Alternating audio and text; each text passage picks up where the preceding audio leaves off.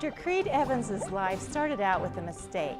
His mother wanted to name him Creed, a combination of a Welsh surname and his father's name, Ed, but the doctor confused the baby with a girl he had just delivered and wrote Gail Evans on the birth certificate. This caused quite a problem when Creed needed an official birth certificate in order to work for the royal family in Saudi Arabia.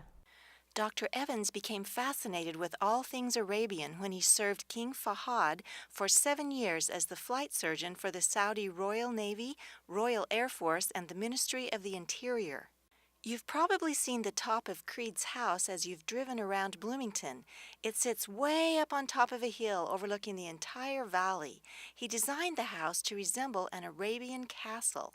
Its 3 octagonal stories culminate in an observatory with a 360-degree view of a national park, a national monument, 2 state parks, 3 states, 6 cities, 4 golf courses, 3 cemeteries, the airport, the temple, 2 rivers, the Virgin River and the Gorge.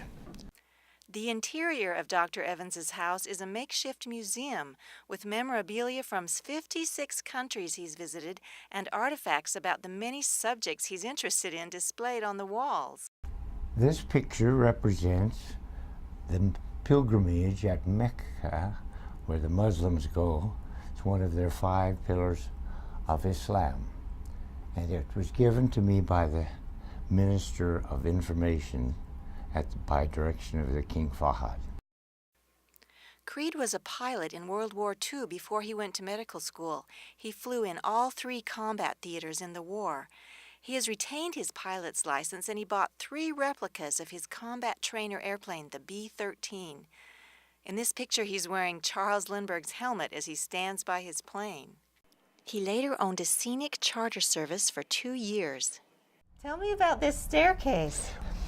My granddaughter, Megan, said, "Grandpa, why don't you put a different color carpet on each stair?" And I said, "Well, they won't let me do that." She said, "Why not, Grandpa? It's your house." Creed is also a classic car lover. He owns one of only 5 Adenauer Cabriolet Mercedes convertibles in the world. He also wrote a book, The Youngest Eagle, about the youngest full colonel to ever serve in the Air Force.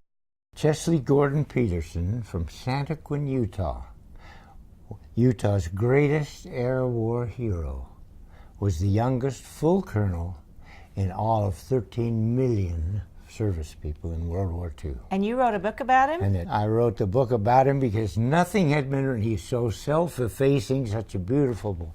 And it took me 10 years to research on 3 different continents. We filmed this interview on a rare snow day in St. George. Well, Dr. Evans, how long did it take you to build this house? It was a 10-year project, 3 years to find the property, and 3 years to dig the trenches down, the utilities, 6-inch sewer, 3-inch power, and 2-inch water. You dug them by hand? By hand with a jackhammer. You did that? And buried them, and it was fell off the mountain and broke my clavicle once. Oh my goodness. Oh, 1,000 feet from here down to Tonnequin, 3 different trenches. Wow, what a project. It was a project and a half.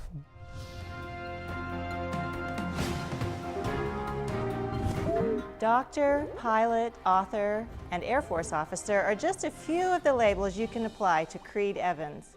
But digging 3 trenches by hand down the side of a 1,000-foot hill is what made me ask him, "You did that?" For Sun News, I'm Barbara Hanks.